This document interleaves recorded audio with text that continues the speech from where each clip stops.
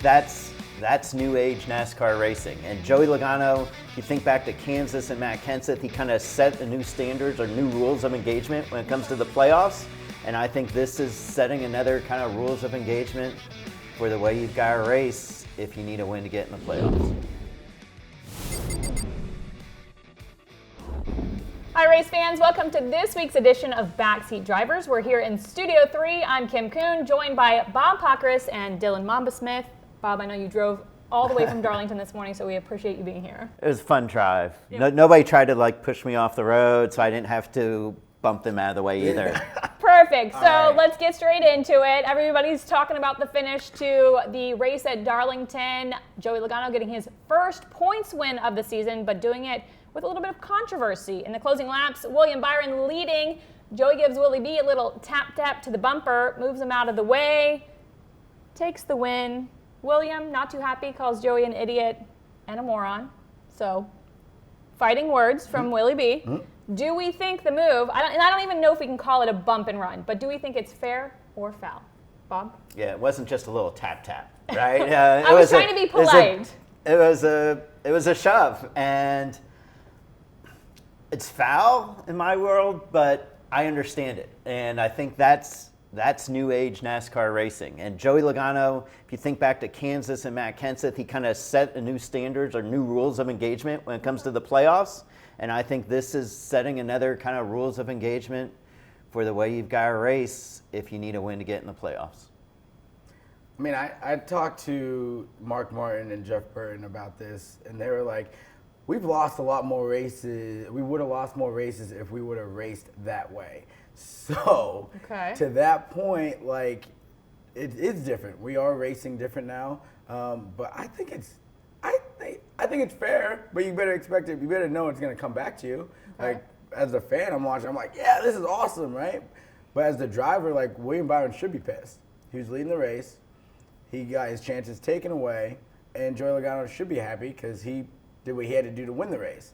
And for William, it sucks even more because he got two flat tires and instead of finishing second, he finished 20th. So there's a little added, frustration there. If we add a little context, the fact that Joey Logano hadn't won a points race yet and Willie B has won 2 so far, does it make it a little more fair what Joey did? I mean, I don't know, Bob, didn't Joey run over Matt Kenseth and keep him out of the playoffs after he had a win?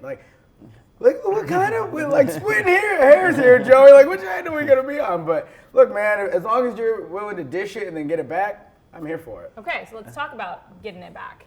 Lap 268, we have a restart. Logano on the outside, Joey on the outside, Byron on the inside. 22 gets up the track, loses the lead. He says that justifies his move on William. However, after we see Joey bump William, everybody's saying, well, William owes Joey one. So does William owe Joey one back? Yeah, because what William did to Joey didn't take his shot at winning the race away, right? And what Joey did back to William did. So a part of that is the result, right? The move becomes dirty sometimes depending on the result. And I talked to the 22 guys after, and they felt like that the 24 ran them up the track. And so they felt like their move was justified in that, and I'm fine with that. You own that move, right? But you just got to be prepared when you're racing the 24 next time at the end of the race that you might be getting something back. Yeah, I think you're right. And now Joey will say that William took his chance to win away. And it's funny because William said we barely touched, and Joey said didn't feel like barely touching when he was squeezed between the 24 and the wall. I see, so William's running this 24 car, right? And the first few years in it, he's, the nice wonder kid, right? But I'm seeing a little bit of older Jeff Gorey, a little bit more fire to William's step. He's winning races. I was like, dang, he's going to do a double. He ran a short track race. He was in the flame throwback. He needed to get a little. He's getting a little hot now. Yeah. I like it. All right. Well, the Twitterverse lit up after this happened, and a lot of people were saying the move we saw William do, pinching Joey into the wall, that was racing. What Joey did to William, that was wrecking. So how are we constituting racing versus wrecking? I guess it depends on your outlook, but Yeah, because when you look at it, that looks accurate because Byron finishes like 13th or so with, barely can get to the finish line, and Joey was still running second. So certainly Joey's move was more damaging, was harder, and I think what's really frustrating is that Logano didn't even make a chance, didn't try to pass him, right? Didn't take one lap to at least try to get to his inside and then say, okay, it's the last lap, I'll push you out of the way.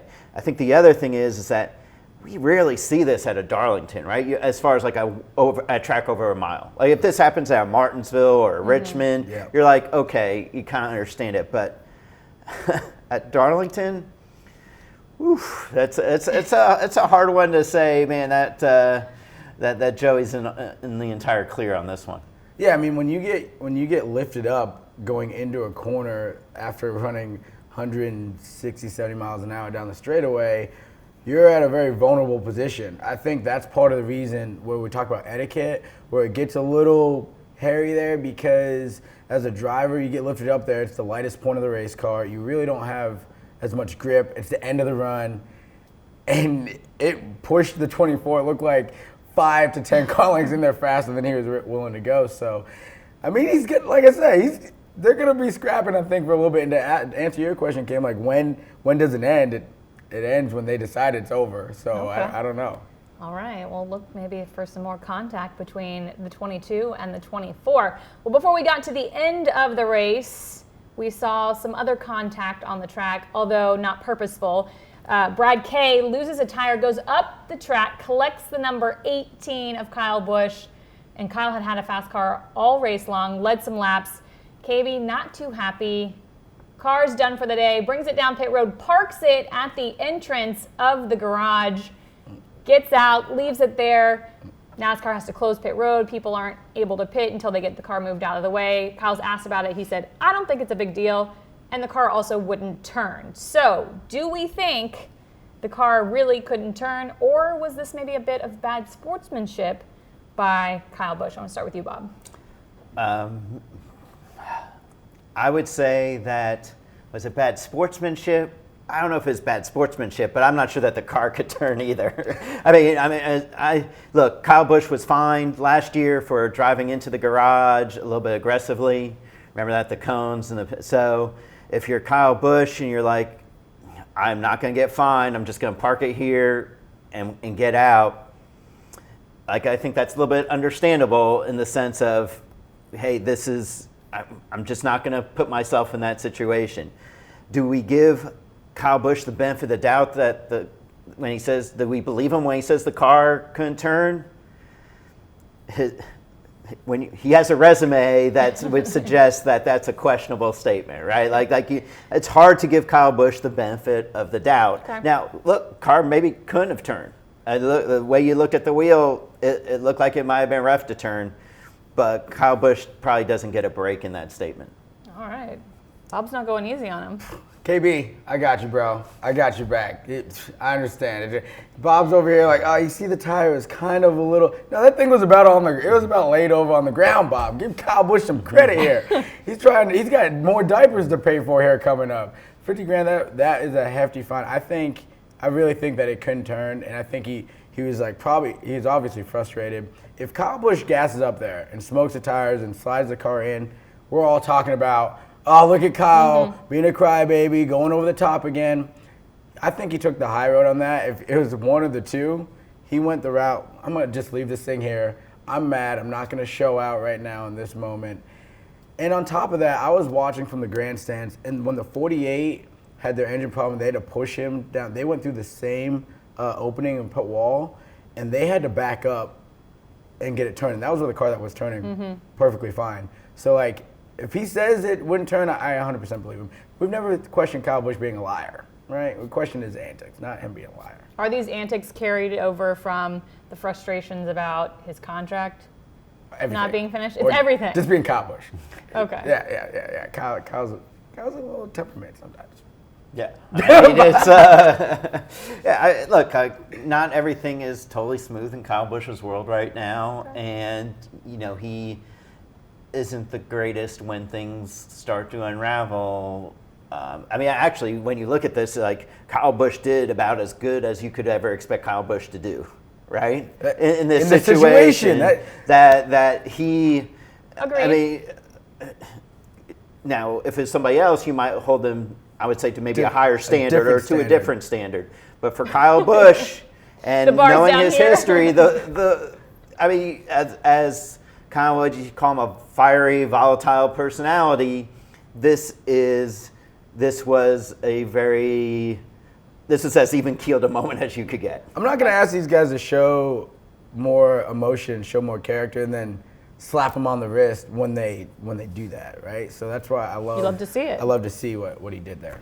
Well, Kyle Busch wasn't the only Joe Gibbs Racing driver to have a little bad luck at Darlington. In fact, 3 of the 4 had bad luck. Christopher Bell, the only one getting out unscathed.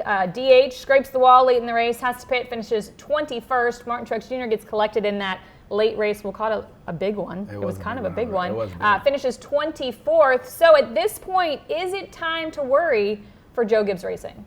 Well, they don't need to worry about their speed, but they have to worry about finishing races and their execution. And you can say, well, you know, all we need to do is put together a good race or a few good races and we'll be fine. But most of them haven't been able to do that. So why should you think that it's going to change? It could, but I don't. Sometimes these things just continue to snowball, and until you see them put 3 or 4 good races to go together, then I think you're worried a little bit. Okay. So Bob's a little worried. Are you worried? I'm actually not that worried. I think that the whole Toyota camp has turned a corner. They're showing a lot of speed here as of late. The 2311 cars have been fast as well. They got collected in what seems like another wreck, which is becoming routine for them, running good, top 10, top 15, and then at the end, they're battling for a good finish, and then something happens, right? So they have speed. If you don't have speed and you're not executing, that's when you're really worried. But you know you have the speed to compete, and you got to clean some stuff up on the back end. I think they're more than capable of doing that. So we're not worried that JGR only has 2 wins in 12 races? No, because there's 10 different winners. 10 different winners. 10 different winners. They're gonna. We might get to 16. They're gonna have at least 2 more wins. All right, we'll have to wait and see. I'm not worried about them winning. I think they'll win. I'm worried about their consistency. Okay. Fair. All right. Time for Rapid Response powered by 5 Hour Energy. Mamba, you just hit on it. You touched on 2311 Racing. Lady Luck did not show up at the Lady in Black for 2311 Racing. Once again, they are collected in a late race incident, taking out both the 23 of Bubba Wallace and the 45 of Kurt Busch. At this point, does 2311, one of their cars, make the playoffs? And if so, how far do they go? Yeah. They're gonna. Oh, you didn't even think about it. No. They're gonna win a race. 2311 is gonna win at least a race. I was pleasantly surprised to see the pace that Bubba had at Darlington, because that's not normally a place where I think of him running well at. And Kurt Busch has been really quick at a lot of places. They just got to get to the checkered flag. If they can get to the checkered flag, I believe they will have a win, at least one. And I'm going to say the round of 12, with whichever car wins. Bob?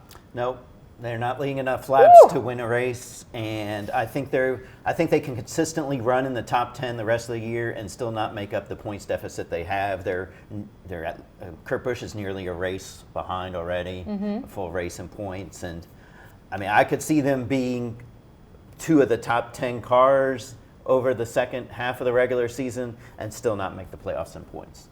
Hot take. Ooh, I don't like that. I don't like that, Bob. You don't like it? I don't like it. I mean, look, they're good, but they're not. I don't think they're great enough right now to win, and I just think their hole is too deep.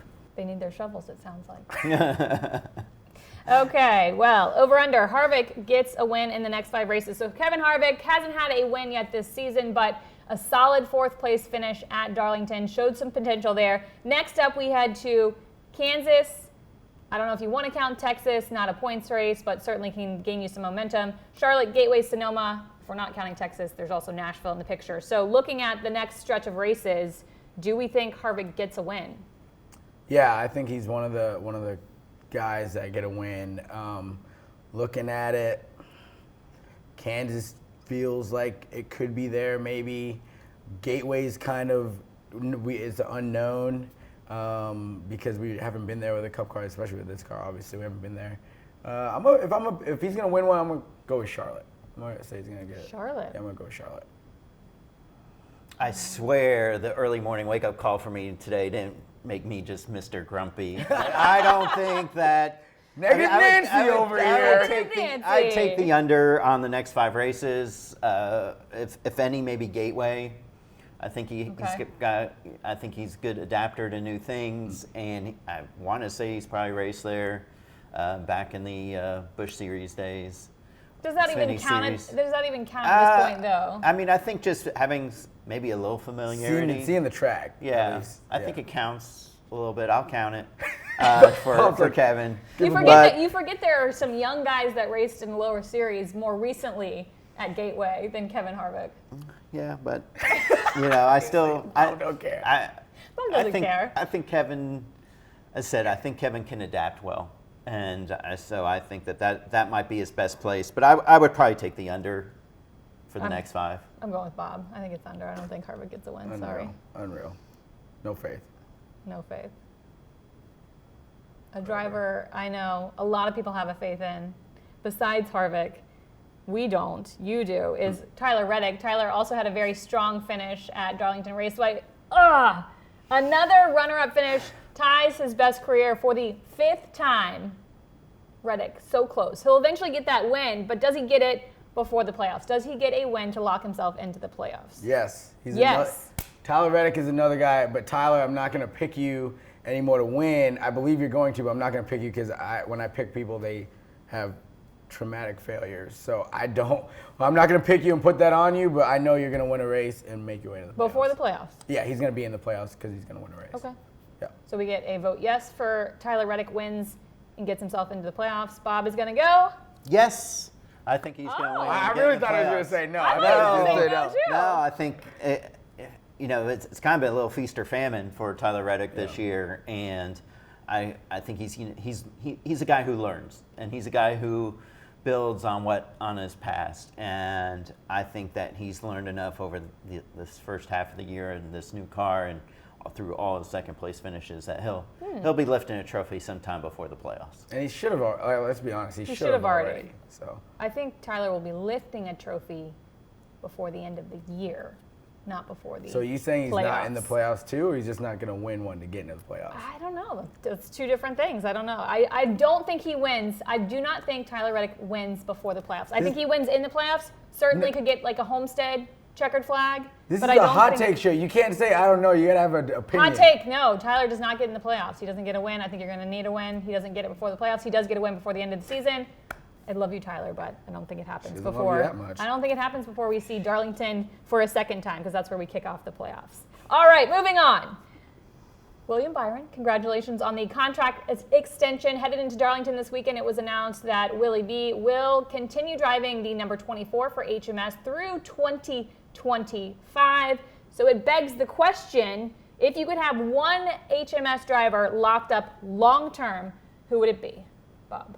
Chase Elliott, who's already locked up long-term, right? I know, through 2027. But yeah, I'm going to take the most popular driver and lock that driver up. And not just the most popular driver, but a driver who's shown the ability to win year after year after year. So you're going to be in the playoffs.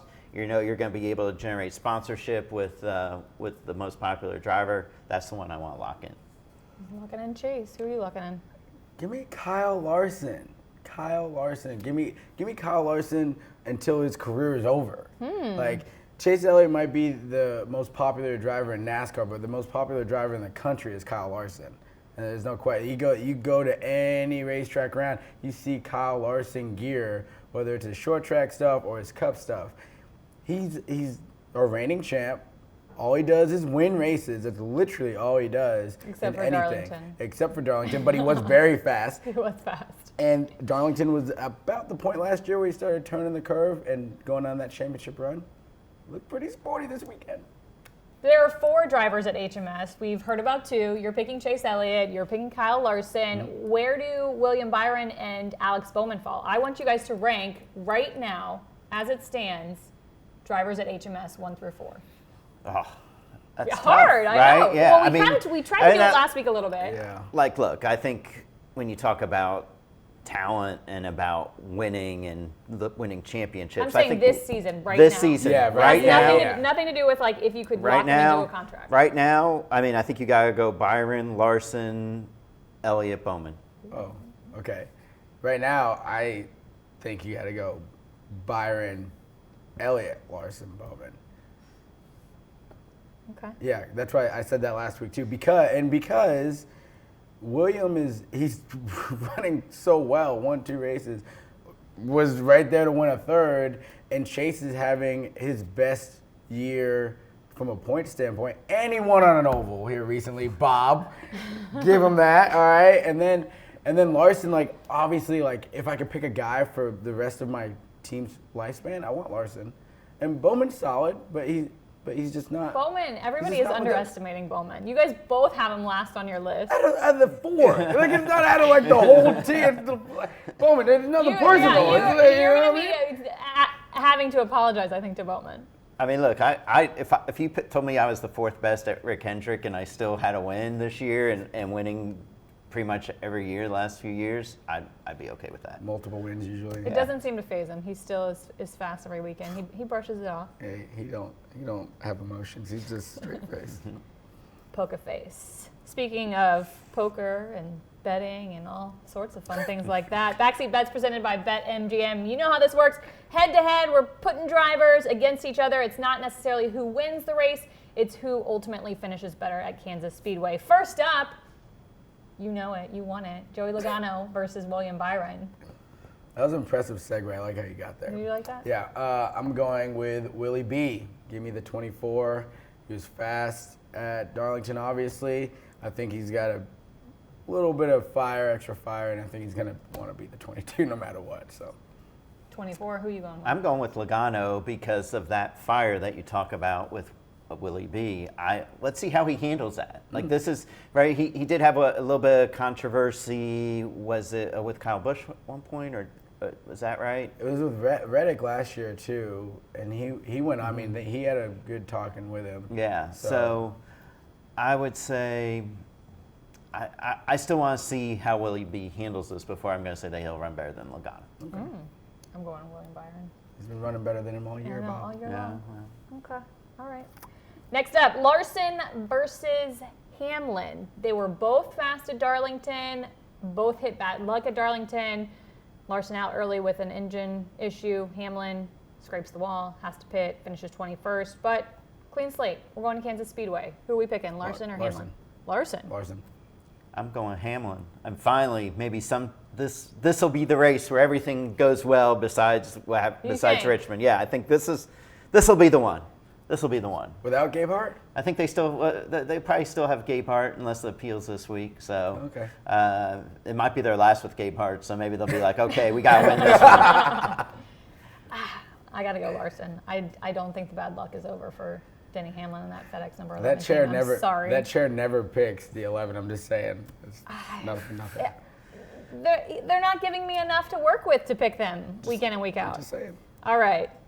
Amarola versus Jones. I'm going with Eric Jones. I think he's been more consistently fast than Eric Amarola. I agree.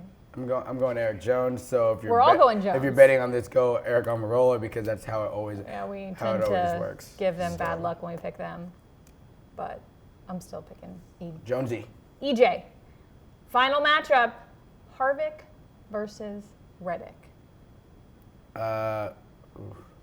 I'm going Harvick because every time I pick Reddick, I give him bad luck, and I don't want that. So hopefully I don't give Kevin bad luck either. I was but about to say you're also Camp Kevin. yeah, I am very Camp Kevin, a big Harvick guy. But you know, yeah, I don't want to give anyone bad luck. I feel like I haven't picked Harvick all year, so it should be good. Reddick Chevrolet's mile and a half. Gonna have to do the forts. Okay. This might be the Bob. toughest matchup for me. I don't think either of them are winning the race, but I'll go Harvick. I'm actually shocking myself with that. So neither of them I have winning the race, but let's talk our Kansas picks. No place like home, and Victory Lane is a good place to be when you're at Kansas Speedway. or any track really. So who are we picking to take home the checkered flag at Kansas Speedway? Okay, so I wasn't very kind to him maybe earlier, Okay. but I'll be kind to him now. I think Kyle Busch wins at Kansas. And I look at the last mile and a half was Vegas, right? Yeah. And Kyle Busch should have won that race till somebody backed into that win, right? Just kidding, Bowman. Man, we're so good, Bob. We're just sorry, Alex, So but good. it's just that, I mean, it was right there. Give me a break. Anyways. So I'll say that Kyle Busch gets it done at Kansas. Puts all this frustration behind him from Darlington. Kansas is his place. Bob calling it. You heard it here first. Kyle Busch is going to be taking the bow after the flag waves at Kansas Speedway. I don't think I agree. Oh, is that your bow? Is that your It's not Kyle bad. Busch bow? It's all That's right. good. I'm going to go with Kurt Busch. Kurt Busch. I actually switched up as I was sitting here. I switched it up. I'm going Kurt. I really do feel like the 2311 team has had a lot of speed and they've had a lot of bad luck. And I feel like it is time to throw that to the wayside and go get your W and punch your ticket to the playoffs. I'm going William Byron. I think he's got some good momentum. A fire has been lit under his bottom side. So he just signed the contract extension. He's a little bit ruffled up from that Joey Logano incident on track. And then on top of that, he's got 5 straight top 10s at Kansas Speedway. So I think William Byron gets his 3rd win in 2022. Okay, I like your notes. That's good. That was good, right? Well, we are looking forward to a great race at Kansas Speedway this weekend. Be sure to tune in 3 p.m. Eastern this Sunday on FS1. For Bob, Mamba, and myself, we appreciate you guys tuning in, and we will see you next week right here in the Backseat.